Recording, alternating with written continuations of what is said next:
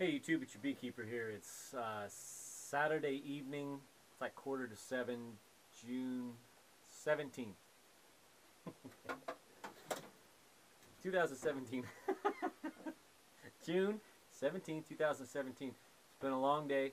I had a lot of coffee this morning and I'm just now settling down.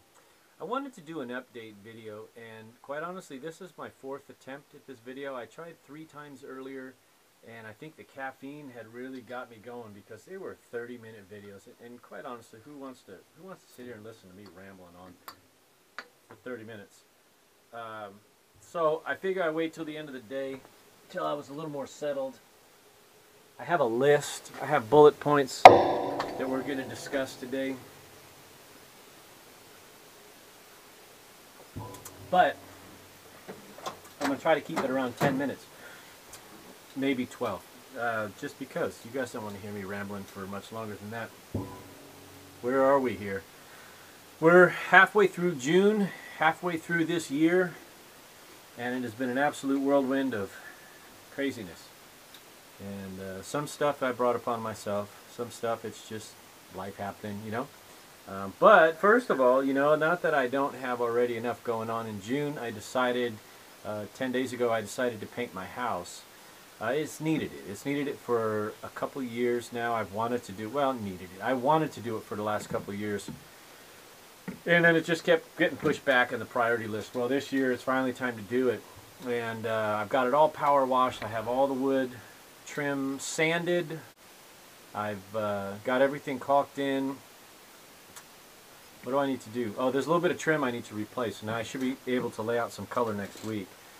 It was time, you know. I painted this house in 2001. For 16 years, Kelly Moore paint has held up remarkable. It was Plymouth gray on the body, Teton blue for the trim, and just regular white semi-gloss for the trim as well. I had 3 colors.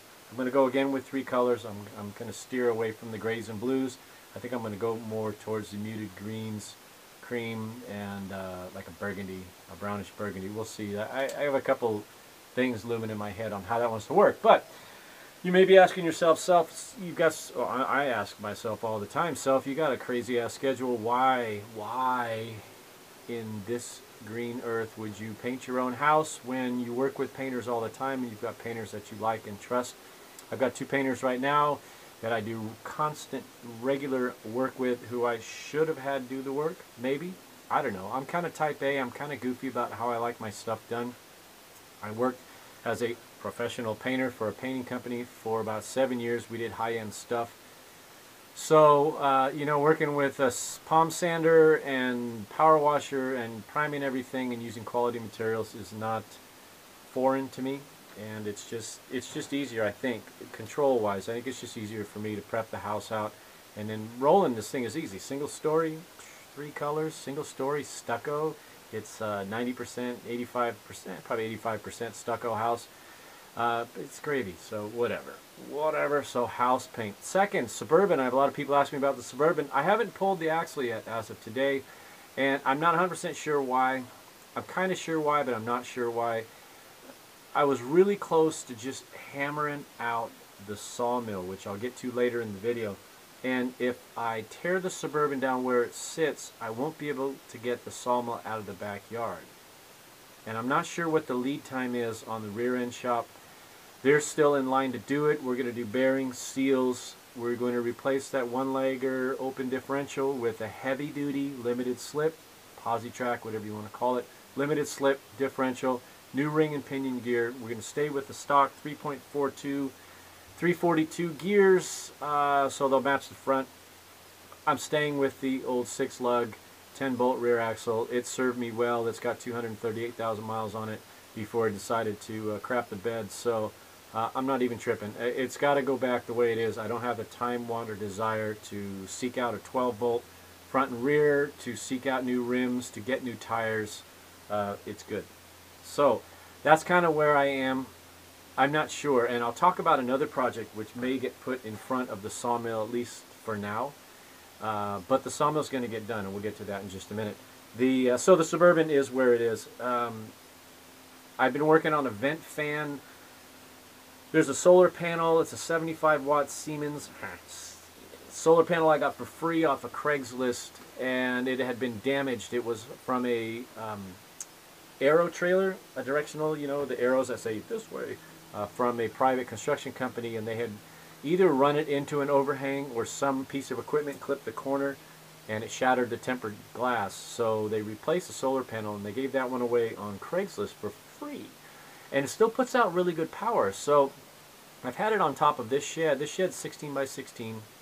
It gets kind of muggy and humid in here. I live about a quarter-inch from the ocean. I'm in Northern California. The ocean is a quarter mile that way, so I get a lot of moisture. There's a lot of moisture in the air out here. In the morning we get a lot of condensation on the cars. About 340 days a year we get condensation on the cars. So I've always had a fan, so even if I'm not in here opening the door and moving things around, the solar panel fires up a fan. And I had a smaller fan. It was about a 5.5-inch fan, 5-blade, little tiny thing. And in the process of clearing out my hoard, I came across a nice 14-inch, it's like a 13 or 14-inch fan off a Ford Escort, radiator fan off Ford Escort, and it actually pulls less amperage than the 6-inch fan and motor I was using previously. So I'll show you a video, a little bit of that, but that is, those are 15-inch speaker grids that I had from my hoard. Everything's from the hoard, basically. The fan is out of my hoard. The speaker grills are from my hoard. I got 2 of them. Not that I needed blade guards because I'm smart enough not to stick my fingers in a running blade, but since the thing does run on its own, whether I'm here or not, all it needs is a little bit of sun and the thing spins. I think it's just better to contain it. So there it is. That's the fan. That's the solar panel I've been using. I think I got that solar panel 12, 13 years ago, maybe more, maybe 14 years ago. And it still works really well, even though it's busted. I'm sure it's not putting out the full rated 75 watts. I've never really tested that theory. I don't know. I mean, I could, but I don't care. It makes 12 volts. It spins the fan. That's really all I needed to do. What else have I been doing? Oh, it was on hold. The gentleman that I got this beaver drill press from about 6 months ago, 7 months ago, there were some legal things that stopped the cleaning process of his houses. And the legal stuff just resolved itself about a week ago. So I've been back in there with my brother and his daughter, and we've been cleaning stuff out. And I brought a few things home. There's a lot of things I want it all, but I don't want any of it. The guy was an amazing mechanic back in the day. He was cruising the strip back in the 50s. That's when he became a teenager. It was mid-50s, so and he hot rodded all pretty much up through the 80s. Fast cars, fast boats, so there's a ton of speed equipment in there. There's a ton of small block Chevys, like early generation V8s blocks, Ford, Chevy, great manifolds and carbs, and all the stuff we're going through. And he gave my brother and I pretty much everything out of the garage, not pretty much, but everything out of the garages. Tools, speed equipment. I want it all, but I want none. My brother and I have agreed we're going to sell probably most of it. There's some stuff I brought home. I brought home a vise, a Craftsman vise, U.S. made. It looks like it doesn't have a lot of use in it, but it does have some surface rust. Again, we live along the coast, so if anything sits still for more than a few minutes, it develops surface rust on it. It shows signs of little use. It is pivots horizontally, so that's kind of nice. And it's way less worn out than my grandfather's old vise that's on this bench that I'm sitting at. So I'm going to swap it out. It's bigger, it's in better shape, and I'm going to swap it out with the one that I've been using. That's my grandfather's. I'm going to set my grandfather's on the shelf. I don't have any intention to delete it out of my inventory quite yet. I got a few ideas for that one, but I can't let that one go yet. But I am going to change it. I also brought home a Lincoln Electric Weld Pack 3200 HD. I know it's a Home Depot brand type welder, but I'm going to dedicate that as my light duty welder. A 023 gas, a true MIG welder. My Century welder, as you know, that I use, my 20-plus-year-old Century welder, which is fantastic. It's an amazing machine, but I predominantly use 035 inner shield because that stuff I can burn it hot and burn it fast. Great penetration. It's a good utility welder. 035 inner shield is a good utility wire to use. But the 3200 weld pack, I think I'm going to run 023. I think that's the smallest diameter I can run through there with gas. and make that kind of my sheet metal, because I have some work to do on some cars. One of them I'll talk about here in a little bit, and I need to do some sheet metal work, and 035 just blows right through automotive sheet metal. So it's kind of good timing. Next we have and this was going to be a reveal. I thought, oh, I'm going to do an unboxing video. I'm going to do some really cool video on it. And I never did an unboxing video, and quite honestly, the first generation of video I took on this had issues. This is a Typhoon made by Unique, a Typhoon Q500 4K quadcopter with a CGO3 gimbal-mounted 4K camera. And I had all kinds of cool stuff planned for this, but I kind of pooped the bed on it, and then there were issues. I got this for my birthday, okay? My big brother sent this to me in the mail. Unbeknownst to me, this big old box shows up, and I'm like, what the hell is this thing? So my big brother, thanks buddy, because I know you watch my videos, thank you. And the very first time I flew this thing, I put it together, I read all the instructions, I went to a local ball field, and I got 7 seconds of fly time, and one of the propellers spun off. Now it says right here on the frame, do not over tighten the props. It says it right in the printed manual, do not over tighten the propellers. And if you read the little online tutorial on this thing, it says do not over tighten the props. It tells you turn it till it just seats into the O-ring. Well, I did that. And I fire up the camera and I get this thing about 30 feet in the air, literally 7 seconds worth of footage. And one of the propellers spins off into oblivion. This thing takes a nosedive into the grass. And of course, you know when you drop a piece of toast with jelly on it, you know what side lands down? Jelly side down. This thing landed in the camera, tore the camera from its mounts, and sizzled the gimbal board. Awesome. So that was pretty neat. And it took me, well, let me back up. So after I collect all the pieces of this camera, and we'll talk about this thing in a later video, but when I picked up all the pieces of the camera, I proceeded to fly this flawlessly for 40 minutes, because I've got 2 batteries, I get an honest 20 minutes of fly time. And then I put on honest 4 hours, 4.5 hours of maybe between 4 and 5 hours of legit fly time on this thing without any problems. And it's beautiful. It's so much fun to fly. But the camera never had an issue after that first event. And then I went through and tightened all the props down really tight. But you know, I went through a company called Carolina Drones, and they were really, really nice. Really nice people. And they're like, yeah, send it to us and we'll take a look. I think we can fix it. Cool. So I box it up, I shoot it off to them. It takes 2 or 3 days to get out to North Carolina. They look at it and they're like, yeah, we can't. It's the board is damaged. And I said, well, I told you that, but what do I know? They ship it back to me. They're like, no charge, no worries. We're not going to charge you shipping back, which was awesome. They were very nice people, Carolina Drones.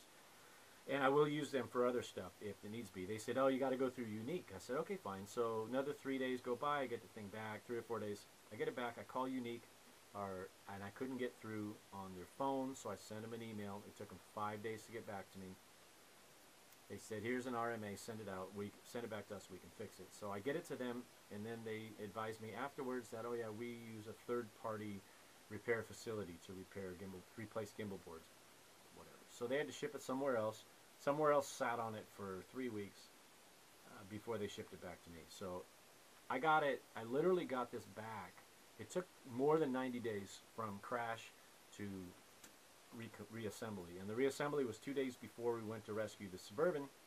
I didn't get a chance to try this thing out before we went up to grab to El Rancho to grab the Suburban, Skippy and I. So the problem was is I took a bunch of really cool footage, and I took some fun stuff of this copter like hovering around us while we were doing the driving it out of that ditch and then loading it on the trailer. And then once it was on a loaded trailer, I was doing all kinds of fun little flybys. And did some other aerial photography of just the El Rancho and the house and the birdhouse and the bat house and whatnot. Well, when I started transferring the files, unbeknownst to me, I recorded this in the highest def possible, this 4K crazy high def thing, and it didn't respond well to my Mac. It didn't respond well to my version of iMovie, and it corrupted several files before I got a hint that something was wrong. So I stopped the import. Unfortunately, the coolest videos, the ones around the Suburban and the loading of the Suburban, were all corrupted. So I stopped it. And my brother, my little brother, is more savvy at stuff like this. And I told him what was going on, and he says, "Oh, this is probably what's happening. Give me the SD card, and I'll dumb it down to 1080. I think he did 1080. Put it on a thumb drive, give it back to me." But unfortunately, the Suburban clips were destroyed, or they're corrupted, or whatever. So I'm going to change the settings on the camera and dumb it down. The Sawmill, man, oh man, I don't know why I've got such a mental block on not getting that Sawmill done. Remember this? This was in the back of the Dodge. This, inside of here are 3 Sawmill blades. HastingsSaw.com had them. They had the best price. They're the nicest people that I think I've dealt with in a long, long time. They're in San Rafael, California, not too far from me. And yeah, I have the blades. All I have to do is put the blades on the wheels, run it to make sure they track fine, which I'm sure they will. And then all I need to build is a blade guard and roller guides for that blade. And the Sawmill's ready to go. It's ready to go up north. But I don't know. I got some kind of mental brain damage block thing. I don't know what's going on. But the Sawmill's coming up. It will get done. You'll see some video of Cleo here. I get a lot of people asking me about the dog. The dog is fantastic. She's about 2. I've had her now for a year and a half, so she's a little over 2 years old right now. She's about 10 months when we got her in October, and we've had her more than a year and a half, so she's a great dog. She's about 86 pounds, and just a well-demeanored, great dog. She can be let alone in the house all day, and we just don't, there are no issues with her. She's a fantastic dog. Getting back to a project that might be put in front of the Sawmill just to make space. I didn't drive down to my brother's house and get video footage, but my brother and I bought in the early 90s, we bought a 69 Bug on eBay, sight unseen, and we drove all the way down to Southern California to pick this thing up and drive it home. And it was a Baja Bug, 69 Baja Bug with a single port 1600. Fantastic, what a fun little ride. Boy, oh boy, we just beat the hell out of that thing. And then for about 10 years, and then in 2004, it was either 2004 or 2005, I'm going to have to check with him, it kind of got parked.